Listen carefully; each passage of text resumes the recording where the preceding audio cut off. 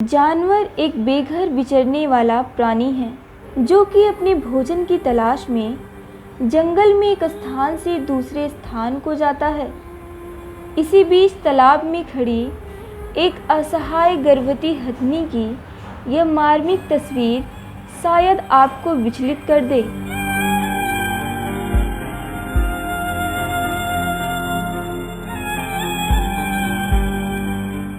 एक माँ 3 दिन तक इस असहाय पीड़ा को सहती रही, लेकिन आखिर उसके हौसलों ने जवाब दे दिया। कई दिन तक खड़े रहने के बाद हथनी की मौत हो गई और साथ ही उसके पेट में पल रहा अजन्मा बच्चा भी दुनिया में आने से पहले ही मर गया। कैसी है ये अनहोनी, हर आँख हुई नम, छोड़ गया जो तू, कैसे जिएंगे हम। इनकी मौत के साथ ही काफी हद तक इंसानियत को भी शर्मसार होना पड़ा। दक्षिण भारत के केरल राज्य में एक गर्भवती हथनी की विस्फोटक भरा अनानास खाने से मानवता पर गंभीर सवाल खड़े किए हैं। शक है कि कुछ शरारती तत्वों ने हथनी को विस्फोटक भरा अनानास खिला दिया। मानव और जानवरों के बीच संघर्ष में मानवता के पतन की ये एक और कहानी है। जानवर की जान आज इंसानों ने ली है, चुप क्यों है वन विभाग के अधिकारियों के मुताबिक हथनी की उम्र 14 या 15 साल रही होगी। घायल होने के बाद वो इतनी पीड़ा में थी कि 3 दिन तक वेलियार नदी में खड़ी रही और उस तक चिकित्सीय मदद पहुंचाने के सभी प्रयास नाकाम रहे।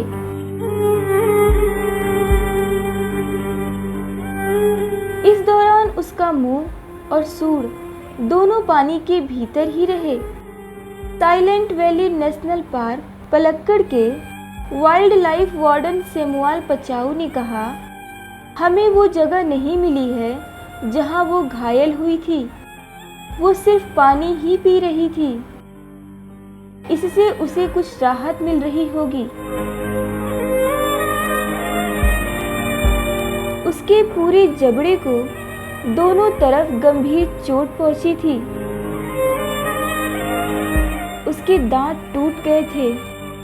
पलक्कड़ जिले के मनरगढ़ इलाके के वन अधिकारी सुनील कुमार ने बताया कि वन विभाग के अधिकारियों को यह हथनी 25 मई को मिली थी, जब यह भटक कर पास के खेत में पहुंच गई थी। शायद वो अपने गर्भ में पल रहे बच्चे के लिए कुछ खाना चाह रही थी। हथनी के घायल होने की यह घटना लोगों की नज़र में तब आई जब रैपिड रिस्पांस टीम के वन अधिकारी ने फेसबुक पर इसके बारे में भावुक पोस्ट लिखी। उन्होंने अपनी पोस्ट में लिखा कि घायल होने के बाद हथनी एक गांव से भागते हुए निकली, लेकिन उसने किसी को भी चोट नहीं पहुंचाई। हथनी की तस्वीरें फेसबुक पेज पर पोस्ट करते हुए उन्होंने लिखा कि वह भलाई से भरी हुई थी। वो कहते हैं कि तस्वीरों में हथनी का दर्द कैद नहीं हुआ है। वहीं सुनील कुमार का कहना है कि वन विभाग ने हाथियों की मदद से हथनी को नदी से बाहर निकालने के प्रयास किए, लेकिन वो टस से मस नहीं हुई। वन विभाग पशु चिकित्सकों से हथनी का ऑपरेशन करवाने का प्रयास कर रहा था। आखिरकार हथनी ने 27 मई को नदी में खड़े खड़े ही दम तोड़ दिया। जब उसके शव को पोस्टमार्टम के लिए ले जाया गया तो पता चला कि वो गर्भवती थी। कृष्णा ने अपनी पोस्ट में लिखा है कि पोस्टमार्टम करने वाले डॉक्टर ने मुझे बताया कि वो अकेली नहीं थी। मैं डॉक्टर के दर्द को समझ सकता था। हालांकि उनका चेहरा मास्क से छुपा था। हमने वहीं चिता जलाकर उसका अंतिम संस्कार कर दिया।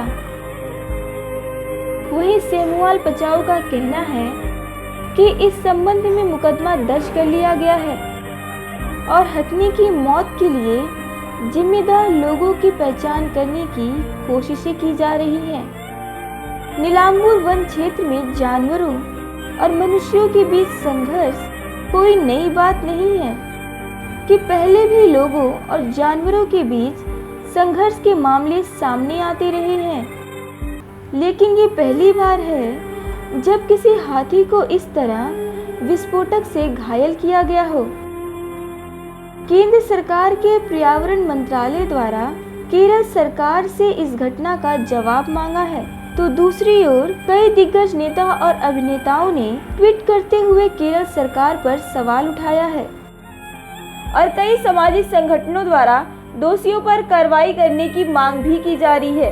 काल से ही हमारी संस्कृति रही है जीवदया की, और आने वाले समय में यह विचारधारा आगे बढ़ना चाहिए। परंतु आज हम देख रहे हैं कि जगह जगह में, केरल में नहीं, ऐसे बहुत सी जगहों पे दिखाई देता है कि जो हमारे जीव जंतु हैं उनकी हत्या हो रही है। लेकिन जो केरल की घटना हुई है बहुत ही अधिक निंदनीय है। पूरे भारत के कोने कोने में इसका लोगों ने प्रतिशोध किया है, इसका निषेध किया है। लोगों को भी समझ में आना चाहिए कि ये इस तरह से घटनाएं जो होती हैं ये सबके लिए निंदनीय है। लेकिन केरल की घटना, एक जो मुख्य जानवर है, बेजुबान हाथी है, उसको आप विस्फोटक खिला के उसकी हत्या कर देते हैं, वो भी फलों के साथ। तो ये एक सोचने की बात है कि ऐसी घटना क्यों हो रही है, और ख़ासकर जो हिंदू देव देवताओं से संबंधित जो चीज़ें हैं उसको टारगेट किया जा रहा है। केरल जैसे राज्य में इस तरह का होना बहुत ही निंदनीय है। इसके पहले भी कई बार ऐसी घटनाएं हुई हैं। केरल के कई मंदिरों में भी देखा गया है कि वहाँ पर जो हाथी है वहाँ पे उसको चारों पैर आदि बांध के उसको दंड दिया जाता है, उसको परेशान किया जाता है। ये भी निंदनीय है, इसकी जांच होना चाहिए।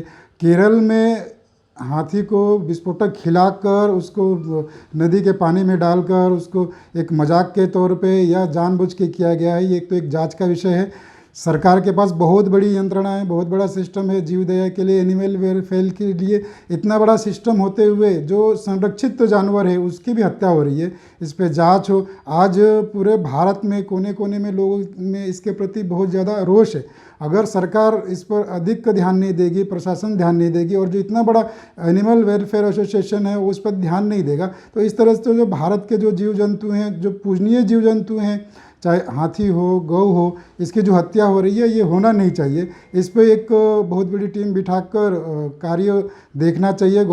राज्य सरकार ने भी जो इस पर आदेश दिया है कि जांच किया जाएगा, मैं अनुरोध करूंगा कि सिर्फ खाना पूर्ति न किया जाए और सत्य को सामने लाया जाए, और जो भी इसके लिए जिम्मेदार व्यक्ति है, चाहे छोटा व्यक्ति हो, बड़ा हो, वन विभाग हो या स्थानीय लोग हो या ऐसे लोग हो जो मानसिक बीमार है, जो इस तरह की घटनाओं को अंजाम दे रहे हैं, उन पर तुरंत कार्रवाई हो, उनको दंड मिले, ताकि एक जो बेजुबान जानवर है उसको न्याय मिल सके। फिलहाल इस घटना का पूरे देश में निषेध किया जा रहा है। कैसी है ये अनहोनी, हर आंख हुई नम, छोड़ गया जो तू, कैसे जिएंगे हम। ब्यूरो रिपोर्ट, VSRS न्यूज़, नई दिल्ली।